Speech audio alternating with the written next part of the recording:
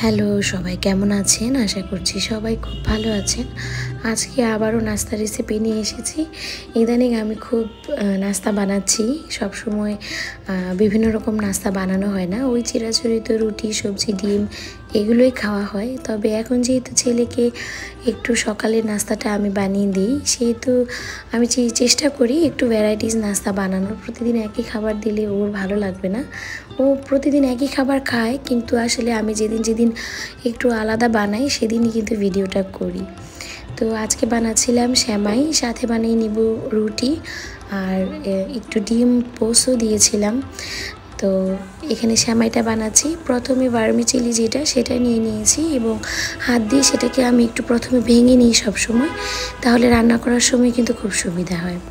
তো ভেঙে নিয়ে নিয়েছি। আর এখানে একটা কড়াই নিয়ে তাতে 1 লিটার মতো দুধ নিয়ে নিয়েছি গোটা গরম মশলা, এলাচ, দারচিনি, সামান্য লবণ, পরিমাণ মতো চিনি এবং 1.5 চামচের মতো ঘি। এবার সব কিছু খুব সুন্দর করে ফুটিয়ে নেব। আমার মনে হয় যে আমরা যেভাবে সবসময় ভার্মিচেলিটাকে প্রথমে ভেজে নিই তারপর রান্না করি, সেভাবে রান্না না করে যদি আমরা এইভাবে না ভেজে এভাবে দুধটাকেই সুন্দর করে ঘি, তারপর আরও যা যা আপনারা যদি বাদাম দিতে চান বা কিশমিশ দিতে চান সেগুলো ভেজে এই দুধের মধ্যে দিয়ে দিতে পারেন। আমি এগুলো দিইনি কারণ আমার ছোট বাচ্চা, তার চোকিংয়ের প্রবলেম হয়ে যেতে পারে বাদাম দিলে, এর জন্য আমি ওগুলো স্কিপ করেছি।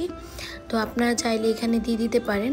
আর আমার মনে হয় যে ওইভাবে ভেজে না দিয়ে এভাবে রান্না করলে কিন্তু টেস্টটা একদম একই রকম আসে, বরং আমার কাছে মনে হয় যে টেস্টটা বেশি লাগে আর কাজটাও কিন্তু অনেকটা সহজ হয়ে যায়।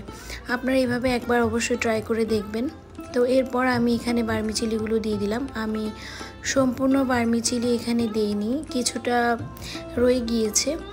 তো এবার খুব সুন্দর করে এগুলোকে একটু ফুটিয়ে নেব, তাহলেই কিন্তু আমার মজাদার সেমাইটা হয়ে যাবে।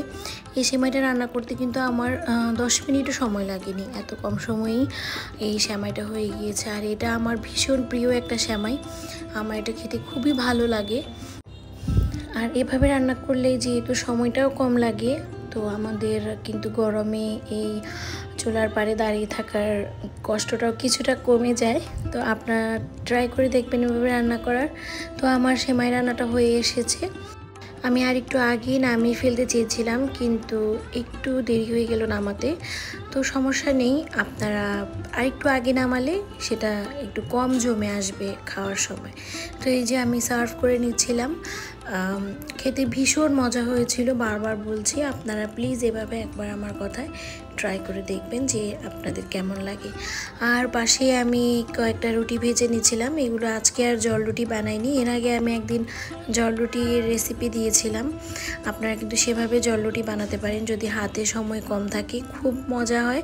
কিন্তু সেটা কি আপনারা বানিয়ে রাখবেন না, তাহলে কিন্তু সেটা একদম ইলাস্টিকের মতো হয়ে যায়, মানে সংরক্ষণ করবেন না আর কি, সেটা ইনস্ট্যান্ট বানিয়ে খেয়ে নেবেন।